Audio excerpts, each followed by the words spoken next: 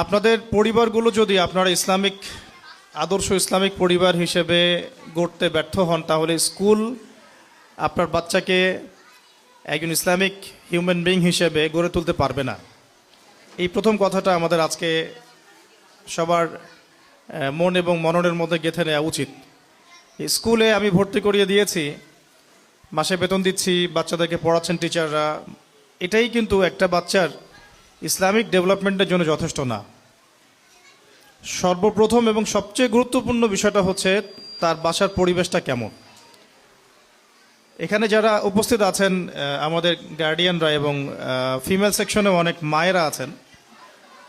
তো প্রথম যে বিষয়টা আপনাদের সবাইকে একটু মনোযোগ দিতে হবে যে বাসার পরিবেশটা যেন ইসলামিক হয়।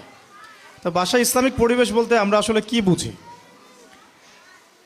বাসায় ইসলামিক পরিবেশ বলতে আমার বাসার গঠন, আমার বাসার অভ্যন্তরীণ ডেকোরেশন, বাহ্যিক ডেকোরেশন, আমার বাসার ডাইনিং টেবিল, খাবার মেনু, নামাজ, তালিম, আমাদের ওয়াশরুম, আমাদের পিতামাতার মধ্যে সম্পর্ক, ভাই বোনদের মধ্যে সম্পর্ক, পিতার সাথে সন্তানদের সম্পর্ক, মায়ের সাথে সন্তানদের সম্পর্ক, পরিবারের রিজিকের উৎস এবং স্বামী স্ত্রীর অভ্যন্তরীণ সম্পর্ক, এই প্রত্যেকটা বিষয়ে ওতপ্রোতভাবে জড়িত আর কি। ইসলামিক পরিবার বলতে ডিভাইস এডিক্টেড কোনো পরিবার কিন্তু বোঝায় না। দেখেন, আমি এখানে জাস্ট ফটোশ্যুট করতে আসি নাই, কিন্তু আপনারা যেভাবে ফোন নিয়ে বসে আছেন আমি খুব বিব্রত হচ্ছি আর কি। মানে আমি বিব্রত হচ্ছে এই কারণে যে আমাদের বাচ্চারা এটাই শিখবে এখন যে এভাবেই মনে হয় আলোচনা শুনতে হয়। ঠিক আছে, আমাদের বাচ্চারা আজকে শিখতেছে যে আসলে মনে হয় কেউ স্পেশাল কোনো ব্যক্তিত্ব আসলে আমাদের ফোন নিয়ে দাঁড়িয়ে যেতে হবে। মানে তারা কিন্তু এটা শিখতেছে আর কি। এটা ম্যানার না, এটা বরং ডিসম্যানার আর কি।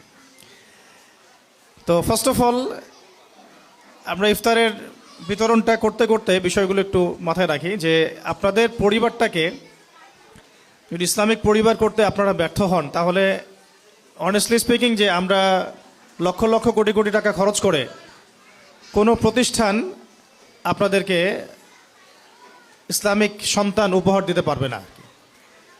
কথাটা আমরা যত দ্রুত বুঝবো ততই ভালো।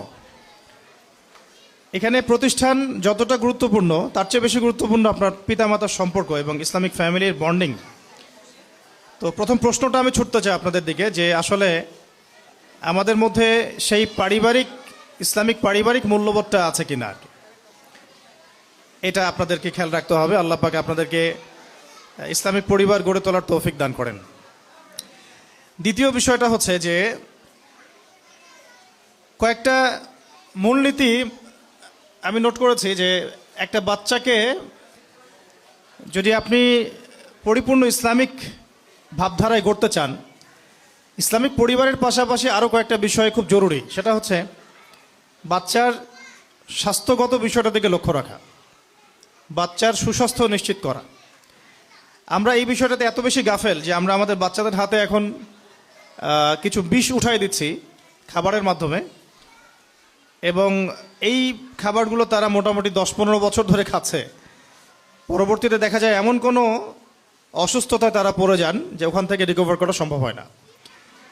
আর যদি আপনি পূর্বসূরিদের দিকে তাকান তাহলে দেখবেন যে তাদের বাচ্চাদেরকে তারা এমন জায়গায় গড়ে তুলতেন যেটা একটু গ্রাম্য পরিবেশ হতো, একটু মাটির সাথে মিশতে দিতেন, প্রকৃতির সাথে মিশতে দিতেন, খাবারটা খুব প্রাকৃতিক খাবার দিতেন, ভাষাটা শেখাতেন খুব বিশুদ্ধ, ছোটোবেলাতেই হিপস করিয়ে ফেলতেন যাতে বড় হয়ে এটা নিয়ে তাদের কোনো পেরেশানি না হয়। 17-18 বছর হতে হতে তাদের মোটামুটি দাওরা দেওয়ার মতো যোগ্যতা তৈরি হয়ে যেত। 20 থেকে 25-এর মধ্যেই বড় বড় ইমামগণ ফতোয়া দিয়েছেন, ফতোয়া দেওয়ার যোগ্যতা অর্জন করেছেন, মুফতি হয়েছেন। এই প্রত্যেকটা বিষয় রিলেটেড আছে আপনার বাচ্চার সুস্বাস্থ্যের উপরে। আমরা আমাদের বাচ্চার খাবারের ব্যাপারে কতটুকু কনসিয়াস এটাও আমাদের দেখতে হবে। তাদের ঘুমের ব্যাপারে আমরা কতটুকু কনসিয়াস, তাদের ডিভাইস এডিকশনের ব্যাপারে আমরা কতটুকু কনসিয়াস, তাদের পরিষ্কার পরিচ্ছন্নতার ব্যাপারে আমরা কতটুকু কনসিয়াস, তারা কোন পরিবেশে থাকছে, কোন পরিবেশে খাচ্ছে, কোথায় ঘুমাচ্ছে, রোগ ব্যাধি হয়ে গেলে আমরা হাউমাউ শুরু করি, কিন্তু আমরা কিন্তু শুরু থেকে প্রিপারেশনগুলো নেই না।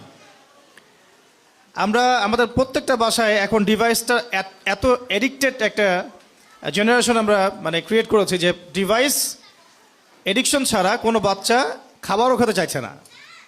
এটা তার ব্রেনের সেলের যে ডেভেলপমেন্ট এখানে ব্যাহত হচ্ছে, তার পুরো ডেভেলপমেন্টটাই ব্যাহত হচ্ছে, সেল ডেভেলপমেন্টটা।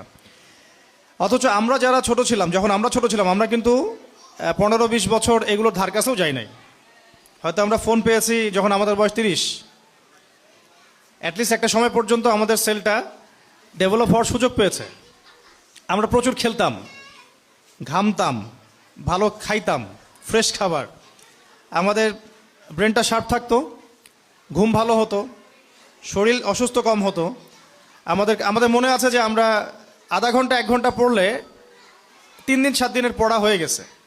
একটা প্যারাগ্রাফ, একটা রচনা, একটা কম্প্রিহেনশন আমরা একটা দেখায় একটা ফটোকপি ব্রেনের মতো আমাদের মধ্যে চলে আসতো। এখনকার জেনারেশনে কিন্তু এটা খুব একটা পাওয়া যায় না, কারণ এই সমস্যাগুলো আছে।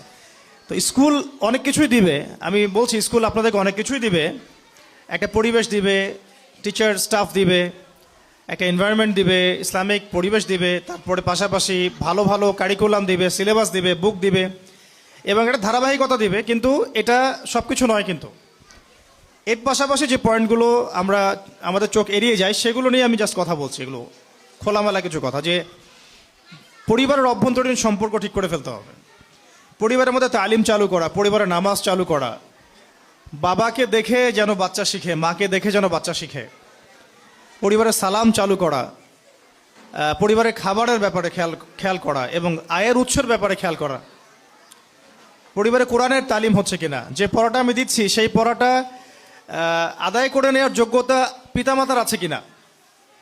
মানে একটা সূরা হয়তো পড়ানো হয়েছে, এটা বাচ্চা বিশুদ্ধ করে পড়তে পারছে কিনা, এটা যাচাই করার জন্য তো আপনাকেও বিশুদ্ধ করে জানতে হবে এটা পিতামাতা জানে কিনা।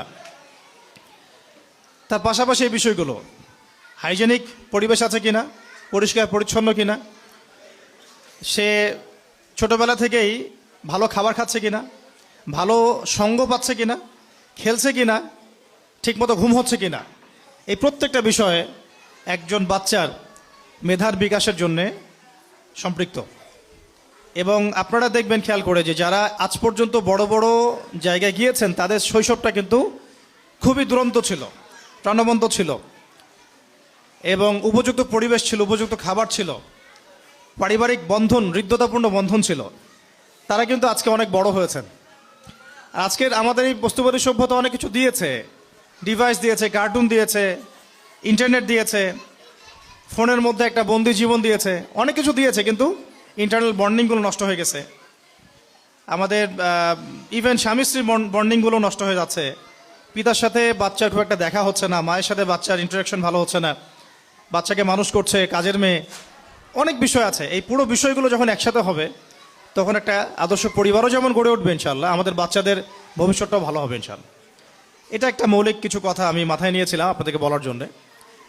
আর বাকি আমাদের ভিশনটা হচ্ছে কমপক্ষে প্লে থেকে নিয়ে ক্লাস 10 পর্যন্ত রংপুরে এই ট্রাইলিঙ্গুয়াল সিলেবাসটাকে লঞ্চ করা এবং এটাকে বাস্তবায়ন করা। তো এটা একটা সময় সাপেক্ষ প্রজেক্ট। তাই যাদের এবার প্রথম বছর আমাদের স্কুলে, তাদের ধৈর্যটা একটু বেশি ধরতে হবে। কারণ আমি একটা এক্সাম্পল দিলে আপনারা বুঝতে পারবেন, যে ধরেন আজকে আমাদের স্কুলে 100 জন বাচ্চা ভর্তি হয়েছে, তার মধ্যে 90 জন বাচ্চা এসেছে অন্য স্কুল থেকে। কেউ আমাদের স্কুলে এসে 3-তে ভর্তি হয়েছে, বা 2A বা 1-এ, যারা আমাদের স্কুল প্লে থেকে পড়ে নাই, আমাদের স্কুলে প্লে নার্সারি কেজি থেকে পড়ে নাই। তখন আমাদের স্কুলের ক্লাস 2-এর যে সিলেবাস, সেই সিলেবাসটা তার হজম করতে বা বুঝতে কিন্তু অনেক কষ্ট হবে।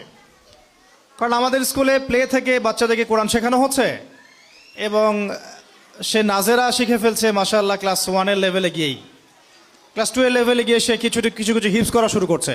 এখন একজন বাচ্চা যে অন্য স্কুল থেকে এসেছে, যার এই যোগ্যতা হয় নাই, সে যখন আমার স্কুলে ভর্তি হচ্ছে, আমাদের স্কুলে ভর্তি হচ্ছে, তখন আমরা খুব বিপাকে পড়ছি আর কি তাকে নিয়ে। তাকে যদি আমরা ওই লেভেলেই দিয়ে দেই, হিপসের লেভেলে, সে কখনোই পারবে না, কারণ সে এখনও আলিফ বা তাসাই পড়তে জানে না। তখন আমাদেরকে বাধ্য হয়ে আবার 2টা সেকশন খুলতে হলো, যে কারা কারা কোরআন তেলাওয়াত করতে পারে, কারা পারে না। এটাকে কেন্দ্র করে আমাদের সকালে 1.5 থেকে 2 ঘন্টা আলাদা সেশন করতে হচ্ছে। এই যে একটা সমস্যা, এই সমস্যাগুলোকে কভার আপ করতে আমাদের আরও মিনিমাম 2-3 বছর সময় লাগবে। একটা লেভেলে যাওয়ার পরে তখন আমরা পার্থক্য করতে পারবো যে সবাই সব ক্লাসের সিলেবাস মানে অ্যাবজর্ব করার মতো যোগ্যতা অর্জন করেছেন।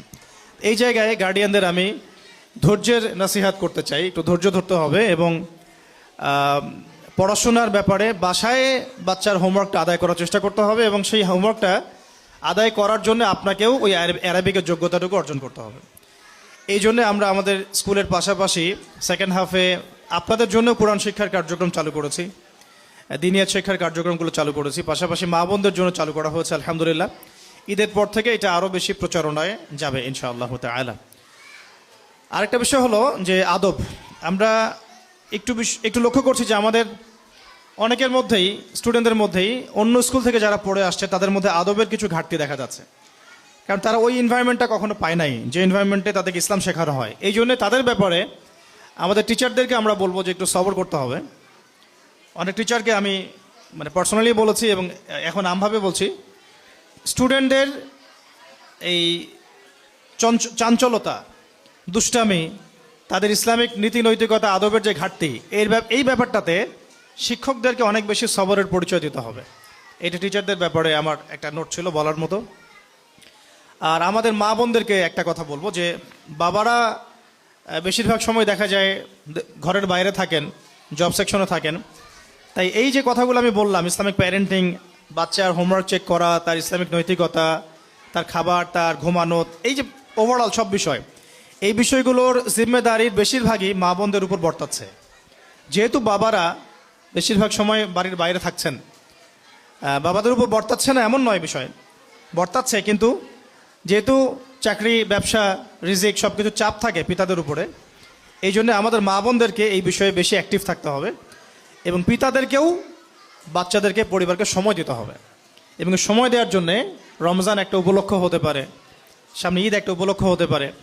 প্রতিদিন অন্ততপক্ষে আধা ঘন্টা 1 ঘন্টা করে ঘুমানোর আগে হলেও বাচ্চাদেরকে সময় দেয়া, তাদের সাথে একটু ইন্টারেক্টিভ থাকা। আর যত বেশি আমরা বাচ্চাদেরকে সময় দিব তত বেশি আমাদের বাচ্চারা আমাদেরকে বন্ধু মনে করবে। আর যত বেশি আমরা তাদের থেকে ডিস্টেন্স মেনটেন করব তখন দেখা যাবে